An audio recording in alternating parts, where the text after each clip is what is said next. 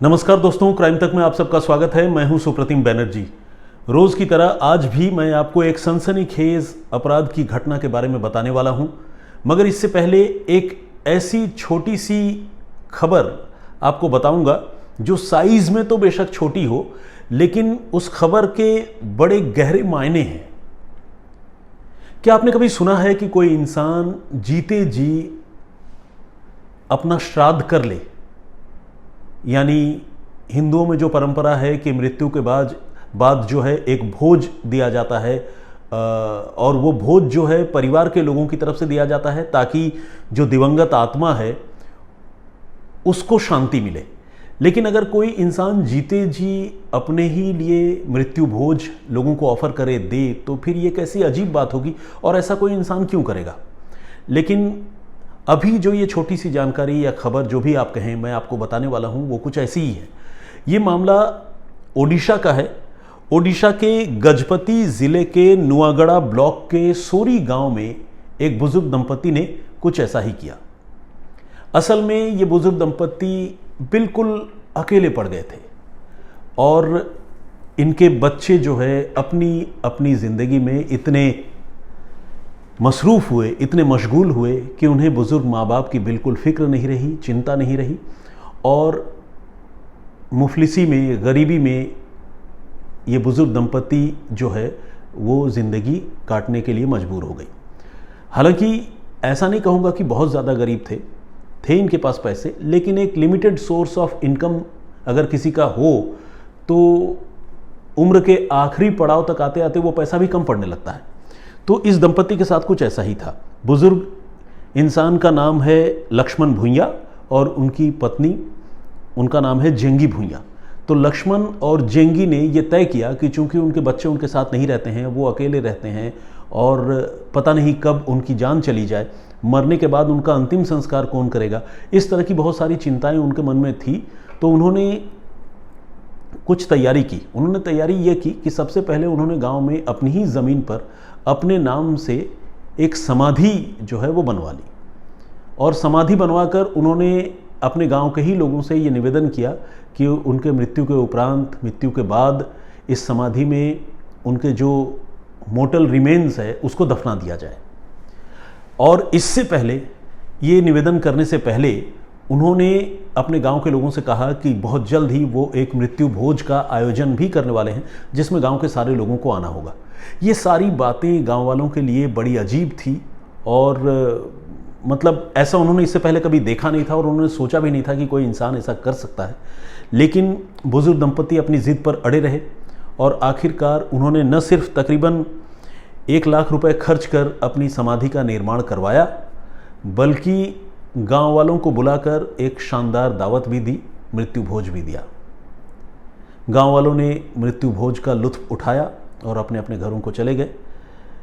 ऊपर वाले की मेहर से अभी भी बुजुर्ग दंपति सही सलामत हैं, लेकिन उनकी ये जो कोशिश है या मृत्यु के बाद जो है अपने समाधि के ज़रिए अपनी यादें लोगों तक पहुंचाने की उनकी जो सोच है, उस पर लोग बहुत ज़्यादा हैरान भी है। साथ ही इस बात को लेकर हैरान हैं कि वाकई यहाँ एक बुजुर्ग दंपति ने जिस तरह से अपनी दोनों की समाधियाँ अगल बगल बनवाई है पति पत्नी ने, उससे ये पता चलता है कि उस दंपति में आपस में कितना प्यार है। और ऐसा प्यार उम्र के इस पड़ाव या इस मुकाम तक देखना वो एक सुखद आश्चर्य है और एक सुखद एक्सपीरियंस है लोगों के लिए। लेकिन हाँ, जिस तरह से उन्होंने अपनी मौत से पहले ही अपनी मौत के सारे सामान का इंतज़ाम कर लिया है, वो अपने आप में एक कचोटने वाली और दुखद घटना है। काश कि अगर इनके बच्चों ने इनका ख्याल रखा होता तो शायद इस बुजुर्ग दंपति को इस तरह का दिल को कचोटने वाला फैसला नहीं लेना पड़ता। लेकिन इस दुनिया में अजीबोगरीब चीज़ें होती रहती हैं, तो ये भी एक अजीबोगरीब वाक़या, एक अजीबोगरीब पहल थी एक बुजुर्ग दंपति की, जिसके बारे में मुझे लगा कि मुझे आप सबको बताना चाहिए। अब आइए क्राइम की खबर की बात करते हैं। ये घटना दिल्ली की है। 9 फरवरी को दिल्ली के नांगलोई इलाके में रहने वाली एक बच्ची अपने घर से गायब हो गई। ये बच्ची जो है वहीं पास के एक सरकारी स्कूल में पढ़ती थी और इस बच्ची की उम्र तकरीबन 11 साल की थी। ये बच्ची सुबह 7:30 बजे स्कूल गई थी, लेकिन इसके बाद वो जब घर नहीं लौटी शाम तक तो घर वाले बहुत परेशान हुए। उन्होंने स्कूल में जाकर पहले पता करने की कोशिश की, लेकिन पता चला कि उनकी गुड़िया जो है वो तो स्कूल आई ही नहीं। तो माँ बाप बहुत परेशान हुए और पूरे परिवार में ये बच्ची बड़ी लाडली थी, क्योंकि ये 4 भाइयों की इकलौती बहन थी और पूरा परिवार इस छोटी सी बच्ची पर जान छिड़कता था। आप भी समझ सकते हैं कि बेटियां कितनी प्यारी होती हैं और किसी भी घर की रौनक जो है वो शायद क्या किसी भी घर की रौनक जो है वो बेटियों से ही होती है। बेटों का भी खैर अपना मुकाम अपनी जगह है, लेकिन बेटियों का कोई मुकाबला नहीं है। खैर, अब ये बच्ची जब अपने घर से गायब हुई तो माँ बाप बहुत परेशान हुए, दिन भर ढूंढते रहे। स्कूल आवर के बाद स्कूल में जाकर पता किया, लेकिन जब कोई जानकारी नहीं मिली तो फिर पहुंचे पुलिस के पास। यानी 9 फरवरी को ही उन्होंने थाने में जाकर रिपोर्ट लिखवाई। एक बच्ची की गुमशुदगी का ये मामला अपने आप में संगीन मामला था, क्योंकि मैं पहले भी बता चुका हूँ, बार बार बताता रहता हूँ, वो ये कि जब बच्चे गायब होते हैं तो उसे एक गंभीर मामले के तौर पर ट्रीट किया जाता है और उसमें किडनैपिंग का केस दर्ज होता है। तो दिल्ली पुलिस ने अगले ही दिन यानी 10 फरवरी को इस सिलसिले में किडनैपिंग का केस दर्ज किया। हालांकि बढ़िया यही होता कि जिस दिन घर वालों ने रिपोर्ट लिखवाई थी उसी दिन अगर पुलिस किडनैपिंग का केस दर्ज करके इस मामले की छानबीन और रफ्तार से करती, थोड़ी और सक्रियता दिखाती, तो केस का नतीजा शायद कुछ और होता। लेकिन अब केस का नतीजा कुछ और हुआ है। हुआ ये कि 10 तारीख को 10 फरवरी को पुलिस ने FIR दर्ज की और छानबीन पुलिस ने शुरू कर दी, लेकिन पुलिस को कोई सुराग, कोई लीड नहीं मिल पा रही थी कि आखिर ये बच्ची कहाँ गायब हो गई, कौन उसे ले जा सकता है, क्योंकि घर परिवार वालों ने किसी दुश्मनी की तरफ भी कोई इशारा नहीं किया था। और परिवार इतना अमीर या इतना हाई प्रोफाइल बैकग्राउंड का भी नहीं था कि बच्ची को किडनैप करके कोई फिरौती मांगता, क्योंकि अगर इतना ही एफुलेंट फैमिली होती तो जाहिर सी बात है फिर वो सरकारी स्कूल में कहाँ पढ़ती बच्ची। आपको तो पता है कि जो अमीर लोग होते हैं, या मैं कहूँगा कि जो गरीबी रेखा से ऊपर के लोग हैं, ज़्यादातर लोगों के बच्चे जो हैं वो प्राइवेट स्कूलों में ही पढ़ते हैं। तो ये बच्ची भी सरकारी स्कूल में पढ़ती थी, तो इसीलिए परिवार का इतना कोई बहुत वेल ऑफ फाइनेंशियल बैकग्राउंड भी नहीं था। बहरहाल पुलिस जो है वो घर वालों से पूछताछ करती रही, ये जानने समझने के लिए कि अगर कोई बातचीत से अगर कोई क्लू या कोई लीड उनको मिल सके। और इस कोशिश में पुलिस को लीड मिली भी। ये पता चला कि 9 फरवरी को जिस दिन वो बच्ची गायब हुई थी उस दिन सुबह तकरीबन 11:50 के आसपास उस बच्ची की मां के मोबाइल फोन पर एक मिस्ड कॉल आया था। पुलिस को लगने लगा कि क्या इस मिस्ड कॉल का बच्ची की गुमशुदगी से कोई कनेक्शन हो सकता है, खासकर तब जब बच्ची उस रोज़ स्कूल पहुंची ही नहीं थी। यानी घर से निकली तो ज़रूर थी मगर स्कूल नहीं गई थी, तो यानी डे आवर्स में वो बच्ची कहीं बाहर थी, या तो कहीं घूम रही थी, या किसी ने उसे अगवा कर लिया था, या जो भी कहानी हो। तो ये मिस्ड कॉल जो है उसी टाइम फ्रेम में आया था उसकी माँ के पास। तो इसीलिए पुलिस ये सोचने लगी कि कहीं इस मिस्ड कॉल का बच्ची की गुमशुदगी से कोई रिलेशन तो नहीं है। अब न सिर्फ घर वालों ने बल्कि पुलिस ने भी उस मिस्ड कॉल पर कॉल करने की शुरुआत की। उस नंबर को ट्रैक करने की कोशिश करती रही पुलिस, मगर वो मोबाइल नंबर जो है स्विच ऑफ हो चुका था। और ये एक और चिंता की बात थी, या आप ये कहें कि ये एक खतरनाक संकेत था। खैर, मोबाइल तो स्विच ऑफ हो चुका था। अब पुलिस लगातार उस नंबर को ट्रेस करने की कोशिश कर रही थी, और यही एक नंबर इस मामले में पुलिस की आखिरी उम्मीद थी, जिसमें पुलिस को लग रहा था कि अगर इस नंबर से एक बार बातचीत हो जाए तो शायद इस बच्ची की गुमशुदगी का राज खुल जाए। अदरवाइज कोई भी रैंडम नंबर से किसी के नंबर पर अगर मिस्ड कॉल हो भी जाती है तो वो आदमी अपना मोबाइल फ़ोन रहस्यमयी तरीके से स्विच ऑफ कर लेगा। ऐसा आमतौर पर नहीं होता है। कहने का मतलब ये कि अगर मिस्ड कॉल किसी ने किया है और उसके बाद नंबर स्विच ऑफ कर लिया है तो बहुत मुमकिन है कि उस आदमी का इस बच्ची की गुमशुदगी से कोई ना कोई लेना देना ज़रूर है, अदरवाइज फ़ोन स्विच ऑफ नहीं होता। ये पुलिस सोच रही थी। खैर, पुलिस जो ये बात सोच रही थी, ये सोचना पुलिस का देर सवेर बिल्कुल सही साबित हुआ ये कि ये नंबर कुछ दिनों के बाद स्विच ऑन हुआ, और स्विच ऑन होने के बाद पुलिस ने देखा कि पहले इस नंबर की लोकेशन जो है वो पंजाब में है, और उसके बाद इस नंबर की लोकेशन चेंज हुई और फिर लोकेशन जो है वो मध्य प्रदेश में दिखाई देने लगा। बीच में मोबाइल फ़ोन फिर से स्विच ऑफ हुआ था, और ये सारी चीज़ें पुलिस के शक को और गहरा कर रही थी कि इस मोबाइल नंबर से इस पीड़ित परिवार की बच्ची की गुमशुदगी का कोई ना कोई वास्ता, कोई ना कोई लेना देना ज़रूर है। अब पुलिस जो है उस नंबर को सर्विलांस पर ले चुकी थी और उसे लगातार ट्रैक कर रही थी। ट्रैक करते करते आखिरकार पुलिस को अब से कुछ रोज़ पहले 21 फरवरी को कामयाबी मिली, जब पुलिस ने उस नंबर को इस्तेमाल करने वाले एक नौजवान लड़के को धर दबोचा। और इस लड़के का नाम रोहित है। रोहित से जब पुलिस ने इस सिलसिले में पूछताछ की, बच्ची की गुमशुदगी के सिलसिले में पूछताछ की, तो किसी भी दूसरे मुलजिम की तरह उसने पहले झूठ बोला, लेकिन बाद में पुलिस की सख्ती के सामने वो टूट गया और उसने माना कि हाँ, उसी ने 9 फरवरी को उस बच्ची को अगवा किया था और अगवा करने के बाद उसकी जान ले ली थी। उसने ये बताया कि उसने बच्ची को अगवा करने के बाद उसके साथ वो काफ़ी देर तक रहा और नांगलोई इलाके से जो रेलवे ट्रैक गुजरती है, उस रेलवे ट्रैक के पास उसे वो बच्ची मिली थी, जिसके बाद उसने बच्ची से दोस्ती की और बातों ही बातों में बच्ची को इस बात के लिए भी राज़ी किया कि वो आगे भी उस नौजवान से मिलती रहे। बच्ची इतनी भोली, इतनी मासूम कि उसने इस अजनबी नौजवान से ये कहा कि अगर वो चाहता है कि मैं उससे आगे भी बात करती रहूं, बच्ची ने उस नौजवान से कहा, तो फिर तुम मेरे मम्मी के मोबाइल फ़ोन पर एक मिस्ड कॉल कर दो। बच्ची ने ये बात जैसे ही उस नौजवान से कही, नौजवान ने उसकी मां को एक मिस्ड कॉल कर भी दिया। लेकिन इसके बाद क्या हुआ? इसके बाद उसी नौजवान ने अपने हाथों से उस बच्ची की हत्या कर दी और हत्या करने के बाद उसने लाश दिल्ली के ही मुंडका इलाके के घेवरा नाम की एक जगह है, जहाँ पर एक सुनसान खंडहर नुमा जगह है, वहाँ पर उसने वो लाश छिपा दी, वहीं उसने वो लाश फेंक दी और वहाँ से फरार हो गया। अब ये नौजवान जब पुलिस की गिरफ्त में आ चुका था और उसने अपना जुर्म कबूल लिया था, तो पुलिस ने उससे उस जगह के बारे में पूछा और वहाँ पर पहुँची ये देखने के लिए कि वाकई ये लड़का सच बोल रहा है या झूठ बोल रहा है। लेकिन जब पुलिस वहाँ पहुँची तो पुलिस के कदम उस मंज़र को देखकर ठिठक गए। वाकई वहाँ बच्ची की लाश पड़ी थी और लाश कई दिनों के बाद 9 तारीख, आपको मैंने बताया कि 9 फरवरी को बच्ची गायब हुई थी और लाश तकरीबन 20 या 21 फरवरी को पुलिस बरामद कर रही थी। आप सोचिए, 21 भी नहीं बल्कि 21 या 22 फरवरी को पुलिस बरामद कर रही थी, तो आप सोचिए कि लाश की हालत कैसी होगी। वो लाश बुरी तरह से सड़ चुकी थी और उसे पहचान पाना भी मुश्किल था। लाश पर जो कपड़े थे और जो उसके पांव थे बच्ची के, उसे देखकर घर वालों ने उस लाश की पहचान की। साथ ही मौके पर ही उस बच्ची का स्कूल बैग और एक गेम जिसे लेकर वो बच्ची अक्सर स्कूल जाया करती थी, वो उस मौके पर पुलिस को पड़ा हुआ मिला, घर वालों को पड़ा हुआ मिला। इसके बाद उस लाश का पुलिस की निगरानी में अंतिम संस्कार करवा दिया गया और चूंकि कातिल पुलिस की गिरफ्त में था, वो अपना जुर्म कबूल चुका था, उसी की निशानदेही पर लाश बरामद हुई थी, तो अब पुलिस उससे पूछताछ कर रही थी।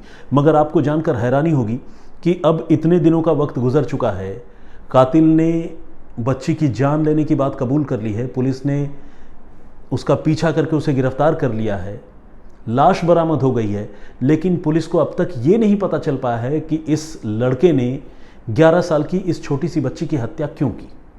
हालांकि इस कहानी को सुनकर कत्ल के मोटिव को लेकर आपके मन में भी उसका जवाब जो है ज़रूर आ रहा होगा और उसका जवाब यही है कि शायद इस लड़के ने उस बच्ची को सेक्सुअली अब्यूज़ किया होगा, जिसके बाद इस बच्ची के मुंह से राज खुल जाने के डर से उसने उसकी हत्या कर दी होगी। तो मुझे भी व्यक्तिगत तौर पर इस कहानी को सुनने के बाद फिलहाल यही लगता है, पुलिस वो राज उस कातिल से नहीं उगलवा पाई है और उसे अभी पुलिस ने फिर से रिमांड पर लिया है। रिमांड पर लेकर उस लड़के से पुलिस पूछताछ कर रही है ताकि ये पता चल सके कि बच्ची की हत्या उसने क्यों की। पुलिस ने बच्ची के साथ अब्यूज़ या रेप जैसी किसी घटना से फिलहाल इनकार भी नहीं किया है। पोस्टमार्टम रिपोर्ट से भी इस बात पर, इस सवाल पर थोड़ी रोशनी पड़ सकती है कि क्या वाकई बच्ची के साथ सेक्सुअल अब्यूज़ हुआ है या नहीं, लेकिन अभी ये राज सामने आना बाकी है कि कत्ल का मोटिव क्या है। मगर अगर मैं पूरी कहानी का निचोड़ आपको बताऊं तो मैं ये आपको बताना चाहूँगा कि एक बच्ची जो अगवा कर ली गई थी, उसके कातिल को पुलिस ने एक मिस्ड कॉल के सहारे गिरफ्तार करने में कामयाबी हासिल की। लेकिन इसमें भी थोड़ी कमी ये रही कि पुलिस ने अगर पहले थोड़ी और मुस्तैदी दिखाई होती तो शायद वो उस बच्ची को जिंदा बरामद कर पाती, या शायद नहीं भी बरामद कर पाती, क्योंकि कई बार इस तरह के हादसे जब हो जाते हैं तो इंसान जो है वो फ्रस्ट्रेटेड फील करता है। मतलब उसके माँ बाप की हालत आप सोचिए, हम भी फ्रस्ट्रेटेड फील करते हैं, आप भी कर रहे होंगे ये कहानी सुनते हुए, ये वाक़या सुनते हुए। लेकिन अगर मान लीजिए उसी दिन डे आवर्स में उस नौजवान ने बच्ची की हत्या कर दी है, तो बच्ची के घर वाले अगर शाम तक पुलिस के पास गए और मान लीजिए रात तक अगर रिपोर्ट लिख भी ली जाती और तब तक अगर वो मिस्ड कॉल वाला मोबाइल नंबर स्विच ऑफ भी हो चुका है, तो फिर पुलिस के लिए उस बच्ची को ज़िंदा रिकवर कर पाना तो तकरीबन नामुमकिन है, मतलब तकरीबन क्या, नामुमकिन सी ही बात है। तो अब ये लड़का जब गिरफ्तार हो गया है तो कत्ल के वक्त का भी पता चल पाएगा, उससे ये भी पता चलेगा कि पुलिस की मुस्तैदी और ज़्यादा होती तो बच्ची ज़िंदा बरामद हो पाती या नहीं, साथ ही कत्ल का मोटिव भी क्लियर हो जाएगा। लेकिन इतना ज़रूर है कि एक बच्ची जो बेगुनाह थी, बेकसूर थी, जिसे दुनियादारी की शायद इतनी खबर नहीं थी, जो अपने माँ बाप की लाडली थी, 4 बहनों की इकलौती बहन थी, उसे एक जल्लाद लड़के ने बेरहम मौत दी और मौत देने के बाद उसकी लाश को सड़ने के लिए खुले आसमान के नीचे छोड़ दिया। खैर, अब ये लड़का पकड़ा गया है और हम ये उम्मीद कर सकते हैं कि उसे पुलिस कड़ी से कड़ी सज़ा दिलवाएगी। फिलहाल ये कहानी, ये वाक़या यहीं तक। आप इन दोनों वाक़यों पर जो मैंने आपको सुनाई, एक तो इस पर कि एक बुजुर्ग दंपति ने जीते जी अपना मृत्यु भोज कर दिया, अपने लिए समाधि बनवा ली, उस पर आपकी राय या सोच क्या है? और दूसरा, जो एक लड़के ने छोटी सी बच्ची को अगवा करके उसकी जान ले ली और एक मिस्ड कॉल की वजह से वो लड़का पकड़ा गया, इस पर आपकी राय, आपकी सोच क्या है? प्लीज़ कमेंट बॉक्स में लिखकर ज़रूर बताइएगा। आप लोग जो कमेंट करते हैं उन कमेंट्स को मैं न सिर्फ पढ़ता हूँ, बल्कि उन कमेंट्स में मेरे लिए जो मैसेज होता है मैं उसको भी अमल में लाने की कोशिश करता हूँ। तो इसीलिए आपसे रिक्वेस्ट है कि इस सिलसिले को प्लीज़ फिलहाल बरकरार रखिएगा। तो आइए अब कुछ कमेंट पढ़ते हैं। देवराज शर्मा जी सिलीगुड़ी से हैं। संदीप धामरे जी का भी कमेंट आया है, इन्होंने हेलो किया है। वारडा जिया के नाम से एक आईडी है और मैं हो सकता है नाम सही नहीं पढ़ पा रहा हूँ, लेकिन उन्होंने मेरी जो पिछली कहानी थी उस कहानी के लिए अपना कमेंट किया और ये कहा है कि जो गुनहगार लोग हैं उसे जो है कड़ी सज़ा होनी चाहिए। पिछली कहानी मैंने आपको अलीगढ़ की सुनाई थी, जिसमें मैंने आपको बताया था कि एक प्रेमी जोड़े ने एक लड़के को, जो इस प्रेमी जोड़े को परेशान करता था और लड़की का फॉर्मर पुराना बॉयफ्रेंड था, उसकी न सिर्फ हत्या की बल्कि अपने हाथों से उस लड़की ने अपने फॉर्मर बॉयफ्रेंड की आंखें नोच कर निकाल ली थी। बड़ी ही अजीबोगरीब कहानी थी जिसके बारे में मैंने आपको बताया था, तो उस पर लोगों ने आज कमेंट किया है। मोनी के नाम से एक आईडी है, वो कुवैत से हमें देख रहे हैं और उन्होंने लिखा है very nice story, love from Kuwait, thank you very much. Pragya Tiwari ji, इन्होंने ये लिखा है कि हर रेपिस्ट, हर बलात्कारी के साथ कुछ ऐसा ही होना चाहिए। खैर, आंखें निकाल लेने और लाश को बहुत बुरी तरह से मतलब पाशविक तरीके से उसके साथ पेश आने जैसी बातों का कानूनन तो समर्थन नहीं किया जा सकता, लेकिन हाँ इतना मैं ज़रूर कह सकता हूँ कि बलात्कारी को कड़ी से कड़ी सज़ा मिलनी चाहिए और ऐसी सज़ा मिले जो नज़ीर बने और प्रोबेबल रेपिस्ट अगर कोई हो तो उसे डर लगे, 100 बार वो सोचे किसी लड़की को अब्यूज़ करने से पहले। एक हमारे दर्शक हैं, उनका नाम डिस्प्ले नहीं हो रहा है, वो ये कह रहे हैं कि डरते हुए पहली बार कमेंट कर रहा हूँ बिकॉज अब कोई भी कमेंट करते हुए डर लगता है कि पता नहीं कब कौन सा केस ठोक दे। इतना डरने की ज़रूरत नहीं है, हालांकि मैं ये जानता हूँ कि आपने ये ह्यूमर की वजह से ही लिखा है, आपने एक स्माइली भी भेजी है, इमोजी, लेकिन आपका नाम डिस्प्ले नहीं हो रहा है, तो इसीलिए कमेंट तो मैंने पढ़ लिया लेकिन आपका नाम मैं पढ़ नहीं पा रहा हूँ दोस्त। उज्ज्वल बिस्वाल के नाम से एक आईडी है, ये ओडिशा से हैं और ये लिख रहे हैं कि वो ये कहानियाँ, जो ये वीडियोस जो है वो लगातार देखते हैं। Thank you very much. Odisha बहुत ही शांत और बहुत ही प्यारा राज्य है। ओडिशा समंदर के किनारे बसा हुआ है, वहाँ जगन्नाथपुरी मंदिर है और वहाँ का फूड, वहाँ का कल्चर, वाकई ओडिशा का जवाब नहीं, लाजवाब है। अगर आप लोगों को मौका मिले तो ओडिशा ज़रूर घूमने जाइए। प्रवीण जी हैं, इन्होंने नमस्ते किया है, मेरी ओर से भी नमस्ते आप स्वीकार कीजिए।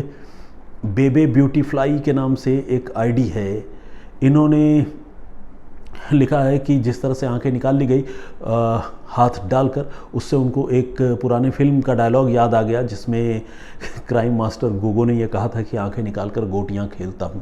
वाकई वो डायलॉग जो है, आपको ईमानदारी से बताऊं तो इस घटना को सुनने के बाद मुझे भी याद आया था। हालांकि मैं फिल्में इतनी ज़्यादा तो नहीं देखता हूं, बल्कि बिल्कुल नहीं के बराबर देखता हूं, लेकिन फिर भी ये डायलॉग मैंने कहीं सुना था और मुझे उस डायलॉग की याद आई थी।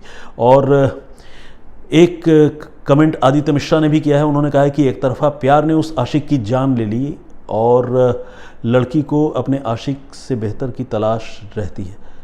ओके, ये भी हुआ है इस स्टोरी में। आदित्य मिश्रा ने ये कहा है कि इनका ये जनरल कमेंट है, इनका ये कहना है कि कोई भी लड़की है अगर उसे उसका कोई बॉयफ्रेंड या पार्टनर होता है तो उससे बेहतर बॉयफ्रेंड की तलाश रहती है। हालांकि मैं इस बात से सहमत नहीं हूँ आदित्य, हो सकता है कि कहानी कोई कुछ दूसरी हो, जो पहला बॉयफ्रेंड हो वो इस लड़की को परेशान करता हो या उसकी किसी आदत से ये लड़की परेशान हो, तो जब तक कोई कमिटेड रिलेशनशिप में कोई आदमी न चला जाए और ब्रेकअप की गुंजाइश रहे, तो ब्रेकअप अगर होता है तो हो जाए, कम से कम ज़िंदगी के सांसों की डोर का ब्रेकअप नहीं होना चाहिए, बेशक रिश्तों में ब्रेकअप हो जाए।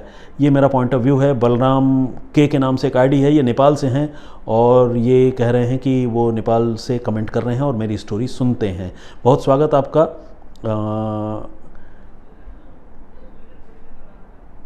टोके के नाम से एक आईडी है और इनका नाम तो क्लियर नहीं है, लेकिन इन्होंने लिखा है कि लड़की जिसका नाम ज़रीन था उसने बहुत अच्छा किया कि उसके मन में अब कोई गिल्ट नहीं रहेगा। हालांकि देखिए, ज़रीन नाम की जो लड़की है जो कत्ल के इल्ज़ाम में गिरफ्तार हुई है, कहा यह जा रहा है कि उस लड़की को कातिल ने बहुत अब्यूज़ किया था, उसे बहुत सताया था, जिसके बदले में उस लड़की ने इस तरह की घटना को अंजाम दिया।